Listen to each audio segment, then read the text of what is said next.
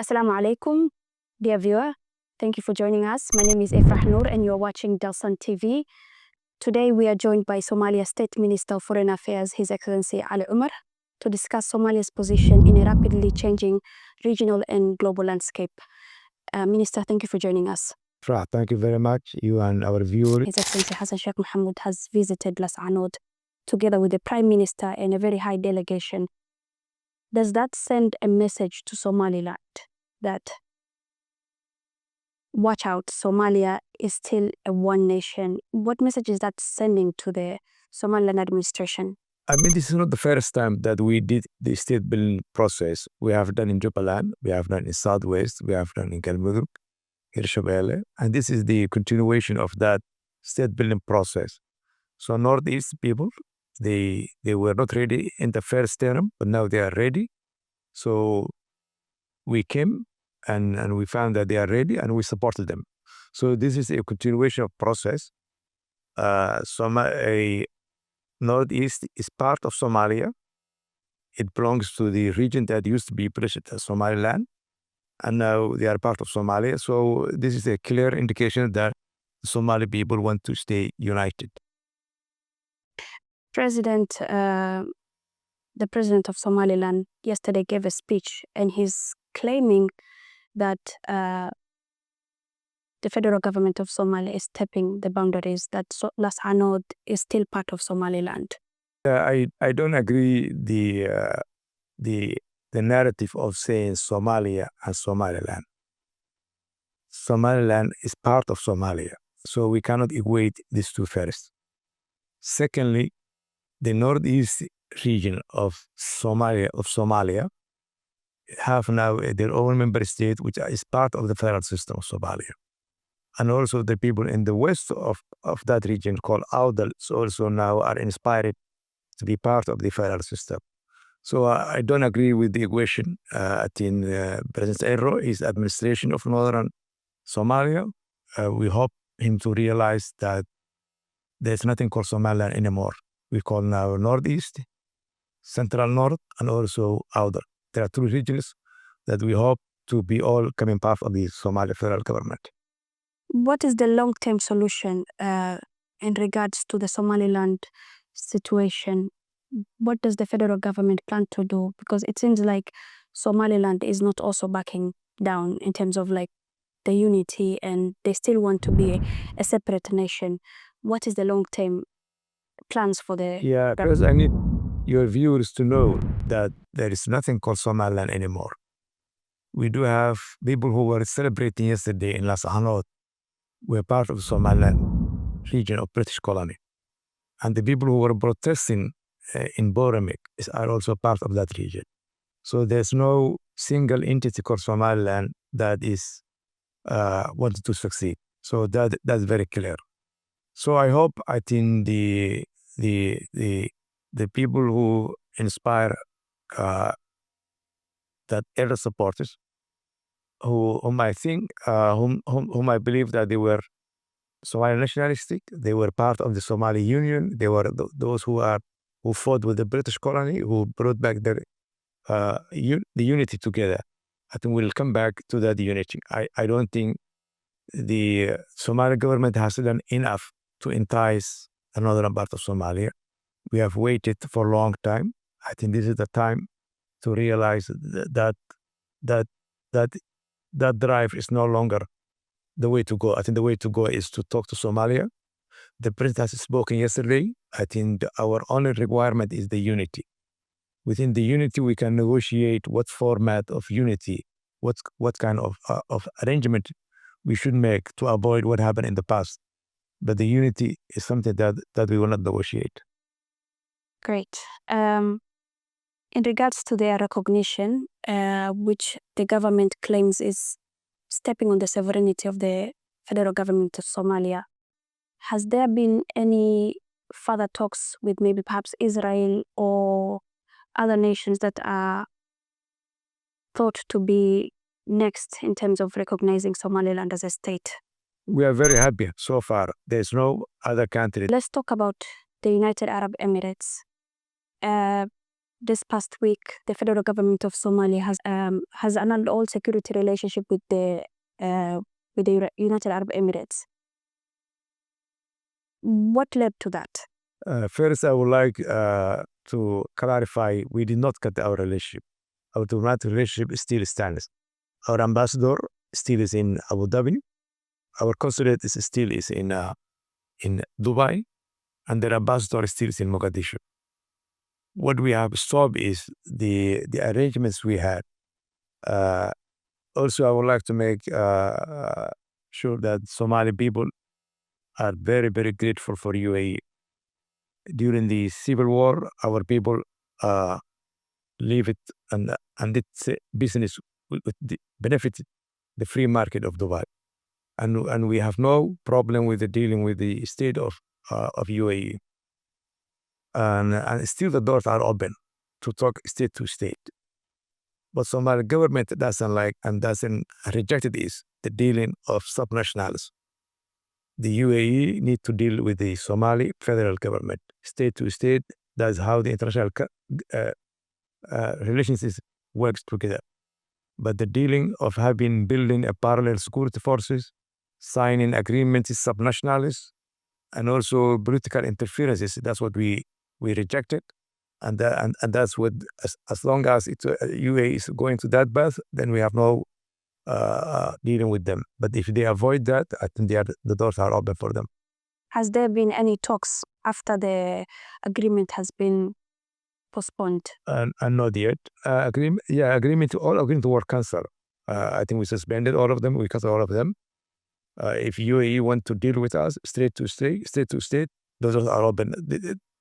There are attempts by third-party countries who are trying to mediate, but our position is very clear. First, the UAE has to abide the cabinet resolutions, has to shut down all their centers and offices and bases, and then we can talk state to state. Okay.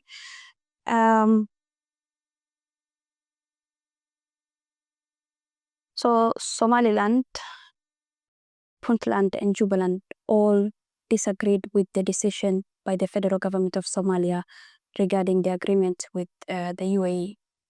How do you plan to navigate internally as a country? Yeah, I think they have no authority. They have no relevance. I mean, those are subnationalists. They cannot talk about foreign affairs. They cannot talk about international relationships based on our constitution and also based on international law. So those rejections have no nothing, are not relevant at all.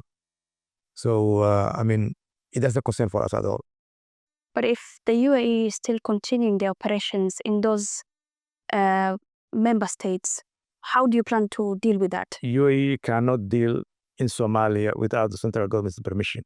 What they're doing before was federal government was not objecting, but now we are objecting. Okay. So UAE has no, based on international law, based on international regional organizations, UAE has to accept the federal government's decision, and they have to cease and operate anywhere in Somalia, and they are doing it. I think they have done in Mogadishu. They have left also in Kismayo. They left in Berbera, and we hope to complete the departure from Bosaso. We are working on right now. Okay, great. The international law is very clear. Okay. States deal to state. They don't deal sub-states, subnationals. Did they reach out and perhaps apologize for what they have done? No, not yet. So last week we had seen the visit of Ridwan Hussein from the National Intelligence and Security Service of Ethiopia. What was that visit about? Yeah, normally our security teams visit each other all the time. I think we are neighbors. I think we do exchange views and also intelligence informations. So he has meeting with our intelligence director, Mahat Salat. Also, he brought a message from the Prime Minister of Ethiopia. So I cannot talk those details of that message. So it's a routine thing, not something that came after the decision around UAE. No, actually, the appointment was scheduled before the decision of the cabinet. So it has no relation with that cabinet decision at all. The Ethiopian Airlines, which is owned by the state of Ethiopia, has been used to evacuate equipment and personnel from Mogadishu.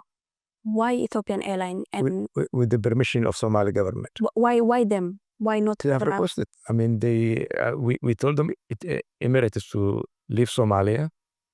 So they have to leave whatever they can. So they lease Ethiopian Airlines. Ethiopian Airlines is very big, and they have requested clearance, and we provide those clearances. So there's nothing. So it's just a business deal, you know, diplomatic. No, it's just a business. It happened that Ethiopian Airlines is the biggest airline in Africa. Okay. And the most capable of moving cargos. So this is a pure business. Operations in Sudan and Yemen. Are those claims true? And what does the federal government have to say about that? We do have information, facts of a cargo flights leaving from Bosaso, going to Chad or Libya, but we don't have any proof any cargo leaving from Bosaso to Sudan. We don't know after Libya or Chad. We don't know where they are ending, but we do have some information of those flights. Okay. But those operations to Chad and Libya, were they also operating under the process set by the federal government, or has the UAE been overstepping their boundaries? No. I mean, operations the way airlines work is airlines cannot fly without permission, Okay. without clearance. So all those flights were regular flights that was requested for a normal clearance, and they were going to Chad and Libya, and we don't have any problem with going Chad and Libya. The question is from Chad and from Libya where they were ending. That's a problem for that to be asked by Chadian and by the Libyan governments. With the agreements cancelled for the UAE and Somalia, and Saudi Arabia seems to be stepping up its efforts in terms of increasing their relationship with the federal government of Somalia. Well, what should we expect between Saudi Arabia and Somalia relationship? I mean, the way things work is, I mean, of course, always countries work together. I mean, alliances are forming, given the situation we are in. So we hope to have better alliances with Saudi Arabia. Saudi Arabia is one of the biggest countries in the region, the most of the wealthiest. So we need the support. I mean, their security depends on the Gulf of Aden. We are part of that Gulf of Aden security. So there's a demand of having a good coordination in the region to make sure that the region is safe and secure. The Gulf of Aden carries about 15 to 20% of the world trade, and about 30% of the oil shipment go through that place. So the safety of that corridor is very important, both for Saudi and for us. So it's a natural that we work together. Are the relations with Saudi Arabia only in regards to the security aspect, or are there any other areas that you plan to explore? Yeah, Somalia and Saudi have a long-term relationship. There are many thousands of Somalis are living and working in Saudi Arabia. Saudi hosts the two holiest mosques of our religion. So we have a lot of relation. I mean, we do export about 5 million heads of animal every year. I mean, they are our biggest trading partner. So we hope to expand that into different areas. I mean, Saudi investment is welcome in Somalia in terms of infrastructure, ports, seaports. We hope to see Saudi Airlines to fly to Somalia very soon. So it's a natural for us to have good relations with that, because Saudi is the biggest power in the region. Okay. We are going to move to Turkey.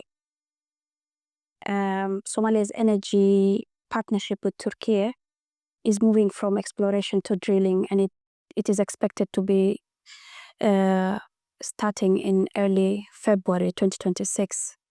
How is that process going? Yeah, I want to answer that question into different ways. Number one, Turkey came to Somalia 2011 when Somalia was in deep trouble and no one else was coming.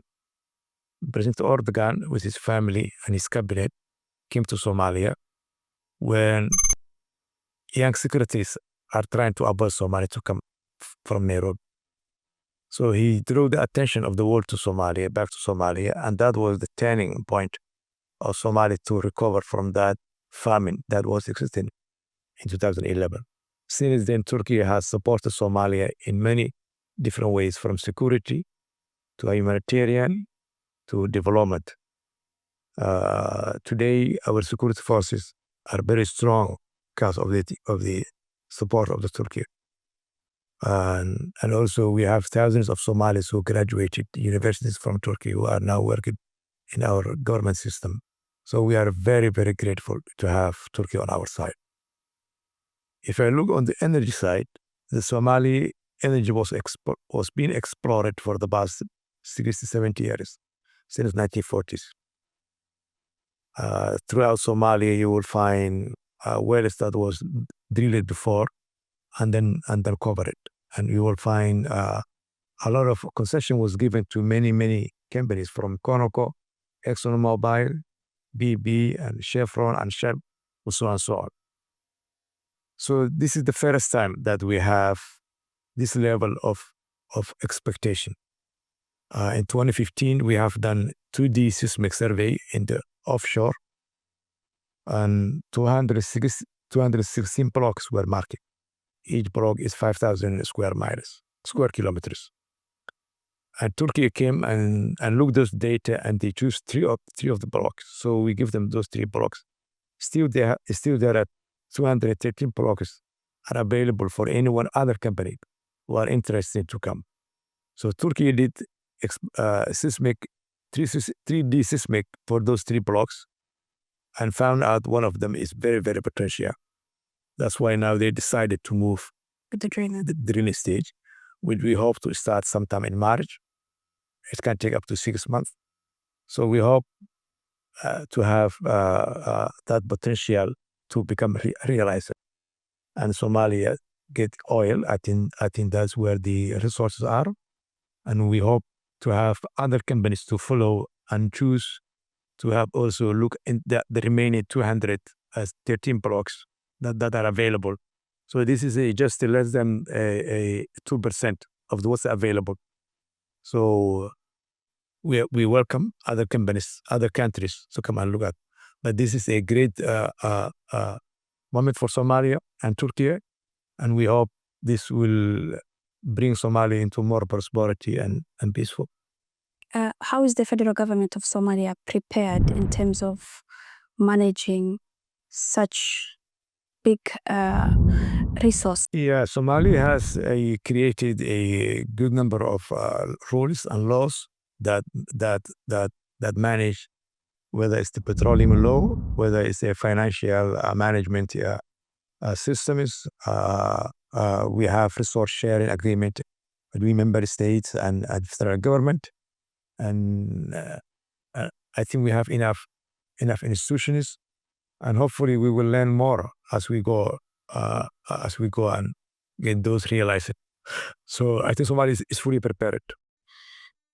Turkey, as you mentioned earlier, has been very supportive to the federal government of Somalia, and their support has expanded not only economically but also in key sectors like security. We have seen what have happened with the UAE. How is the federal government of Somalia ensuring that their relationship with Turkey is maintained to make sure that there is bilateral agreement and concession from both ends, and that Turkey does not overstep their boundaries like the UAE has done? Yeah, I think Turkey deals only with the center. They have no dealing with the peripheries. They have an office in Hargeisa, which is open under our ministry. Our ministry is the one that authorizes and gives permission. So Turkey is a big country. They respect the Somali sovereignty, they respect international law, and they deal only with the center. So we are not expecting Turks dealing with subnationalists as we have seen with the UAE. But are you prepared in case anything? No, then it will not happen. it will not happen. It will not happen. The United States, a long partner of Somalia in many things, especially in the humanitarian sector, the US has been providing a lot of assistance to the federal government of Somalia. This past few weeks, we have seen there's been some claims around humanitarian aid that was mismanaged, that was under the World Food Program. And I know the Somali government has responded to that. But overall, when we look at the silence from the US around the sovereignty issue with Somalia and Somaliland and the Israel recognition of Somaliland, what does that silence mean for Somalia? First, the US was the second country that recognized Somalia in 1960. We are very, very grateful for the support that we have received over the years from the US government, and we are very grateful. US also hosts thousands and thousands of Somalis live throughout the US and prosper and did very well in their lives there. So we are very, very grateful for US support. In terms of security, the US is the strongest country that supports Somali's counter-terrorism operations from day one. They have trained our special forces, both Danab and Gashan, who are the pillars for fighting against the Al-Shabaab, and we are very grateful. The US aid was a big support for Somali's education system, health system, and also the humanitarian system. And over the years, one of our first university called Lafole, which is the pillar of Somali's education system, was built by the US. Similarly, the water system of Mogadishu was also built by the US, and also the port of Kismayo, and many more. So we are very grateful for US support in Somalia, and we have very, very good relation. We continue. Times have changed sometimes. Noises go here and there, but our relationship is very, very strong, and we are very grateful. And the US policy is changing throughout the world, not only Somalia. US aid is no longer in the picture, and Somalia is one of those countries that used to get help from the USA, but the US is now finding different modalities, and we are working on with them to use those modalities. But we don't see any specific effect for Somalia. I think this is a universal. The US is changing their policies, and we are working to adapt with that new policy with the US, and we are very, very grateful.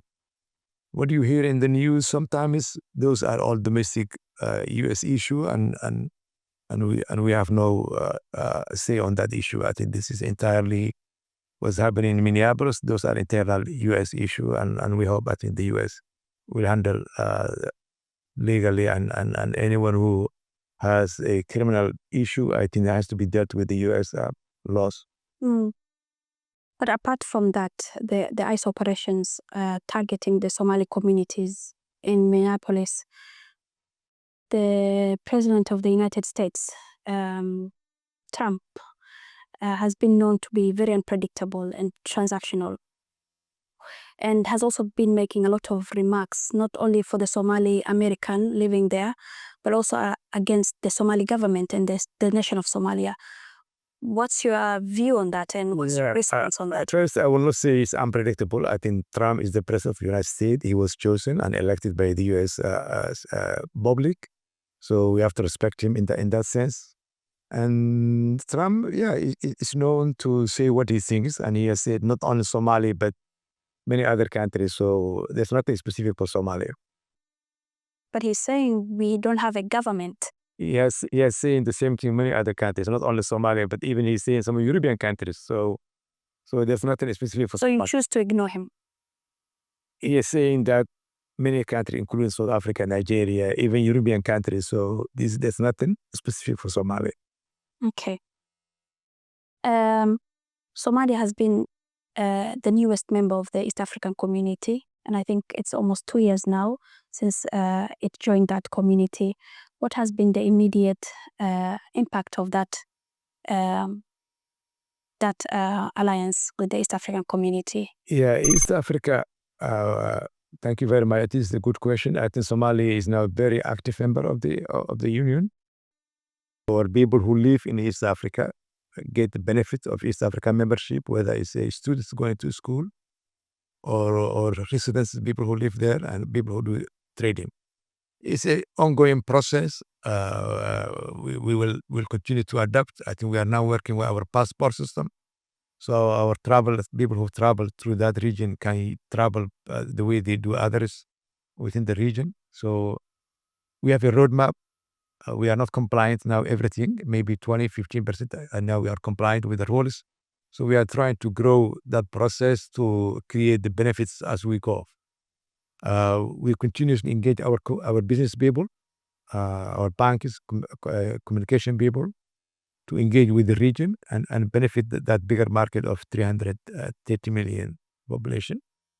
We have Somalis are the only people who have businesses throughout the other 7 countries.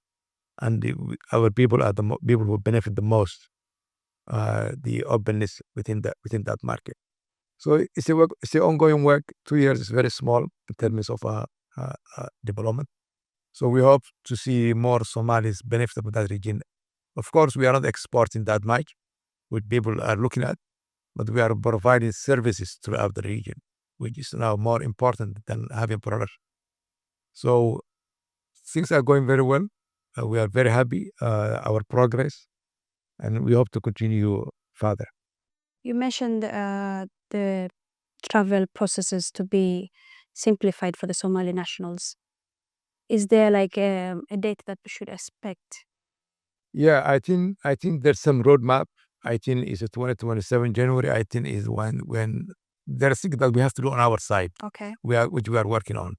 So I hope we will complete our side in time, so we can be complete that. We can check that box by end of this year, 2026.